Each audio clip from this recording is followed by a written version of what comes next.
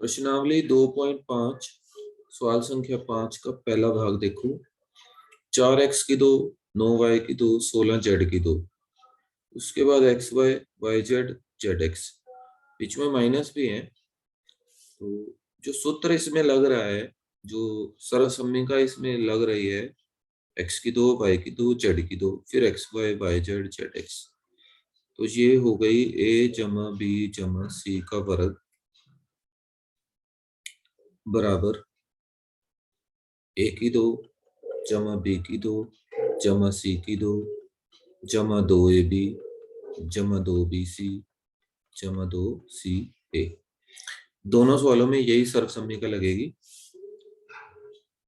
4x की 2, मतलब अब ये दिया हुआ है, इससे हमें ये बनाना है, और बीच में माइनस भी है दो जगह, तो पता लगाना है कि इनमें से a b या c में से कौन माइनस का है। 4x की 2, ये तो 2x का वर्ग है। 9y की 2, ये 3y का वर्ग है। और 16z की 2, ये 4z का वर्ग है।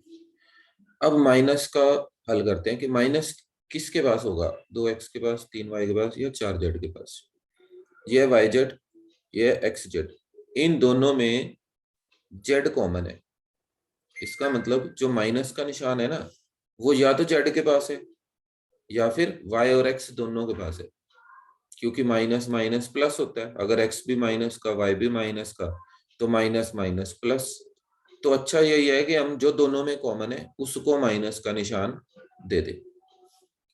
तो यहाँ पे लगा देते हैं माइनस, जमा, अब इसे भूल जाओ, ये जो भी है इसे भूल जाओ और इसको याद करो। 2ab 2bc 2ca। 2 हमारा a आया है 2x, b 2ab, जांच कर लो, 2 दूनी 4, 4 तिये 12, एक्स वाई। 2bc, c क्या है, माइनस का 4z, जमा 2ca। इनको भी जांच कर लो, 2 तिया 6, 6 चौके 24, ये रहा 24, minus plus minus Y Z. इनको भी कर लो, प्लस माइनस माइनस, 2 चौके 8, 8 दूनी 16, 16 एक्स जेड। तो ये हमारा सूत्र बन गया, a जमा, एक्स लिखना है, a जमा b जमा c, लेकिन जमा नहीं आएगा, अब तो माइनस का है, तो माइनस का 4z इसका वर्ग, और ये आंसर आ गया। अब ध्यान से इसको दोबारा देख लेंगे और समझेंगे और फिर करेंगे, और जो उदाहरण है वो भी करने हैं। 2x की 2, अब 2 तो किसी का फर्क नहीं होता। कोई भी संख्या जैसे a है, ये अपने वर्गमूल का वर्ग होगी। यानी कि हम किसी संख्या a को लिख सकते हैं वर्गमूल a का वर्ग, 2 को लिख सकते हैं वर्गमूल 2 का वर्ग, 3 को लिख सकते हैं वर्गमूल 3 का वर्ग। ठीक है, तो ये 8 आ गया। अब 8 को क्या लिखें, वर्गमूल 8 का वर्ग। लेकिन 8 के तो गुणनखंड होते हैं, 2 और 3 तो अभाज्य संख्याएं हैं, तो 8 के गुणनखंड कर लेते हैं, 2 दूनी 4 दूनी 8। वर्गमूल में जब जोड़ा पूरा हो जाता है तो वो वर्गमूल से बाहर आ जाता है। तो ये वर्गमूल से जोड़ा पूरा है तो 1 2 बाहर आ गया, और ये अंदर ही रह गया, इसका वर्ग क्या है, ये 8। ठीक है, तो हम इस 2x की 2 को लिख सकते हैं वर्गमूल 2x का वर्ग,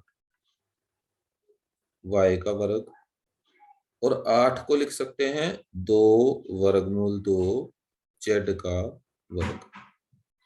फिर अब यहाँ पे भी माइनस है और यहाँ पर भी माइनस है।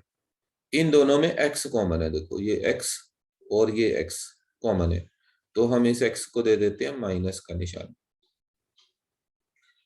ठीक है, अब आगे 2a, a यानी कि माइनस वर्गमूल 2x गुना b जमा 2bc, c यानी कि 2 वर्गमूल 2z।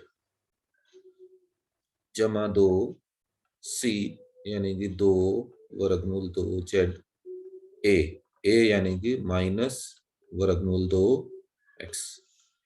तो ये क्या बन गया, ए की 2 जमा बी की 2 जमा सी की 2 जमा 2 ए बी जमा 2 बी सी जमा 2 सी ए।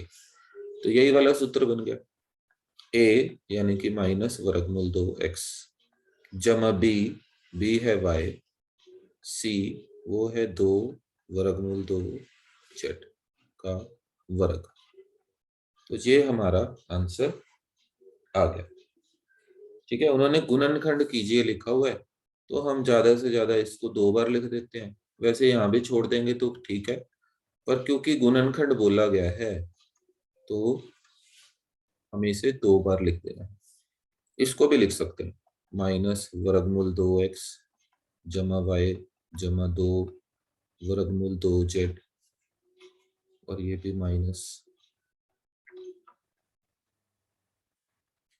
हो सकता है कि पीछे जांच करने पर इसका उत्तर यहाँ माइनस ना हो, यहाँ 2 जगह माइनस हो और यहाँ भी माइनस हो, वो भी कर सकते हैं।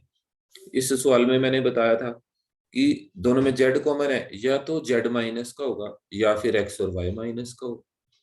इसी तरह से यहाँ पे माइनस है तो दोनों में एक्स कॉमन है, या तो एक्स माइनस का है या फिर वाई और जेड माइनस का है।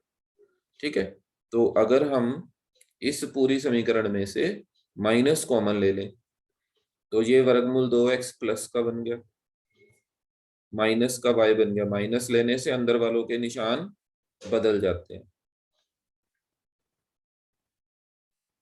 ऐसे इसमें से माइनस कॉमन लेंगे तो ये वर्गमूल 2x माइनस वाई माइनस 2 वर्गमूल 2 जेड बन जाएगा। माइनस माइनस प्लस हो गया, तो हमारा आंसर फिर से, अब ये पीछे अगर चेक करेंगे तो उससे मिल जाएगा।